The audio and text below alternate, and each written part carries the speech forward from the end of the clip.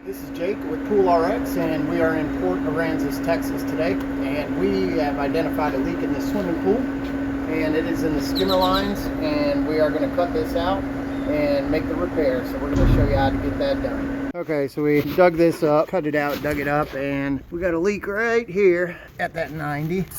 So we are going to cut that out, replumb it, put it back under pressure, and close up the hole. Now on this one, we were actually able to use a sweep 90 and replace that rigid 90 that was on there. And a sweep 90 will actually replace a rigid 90. It's a ½ inch longer on each side.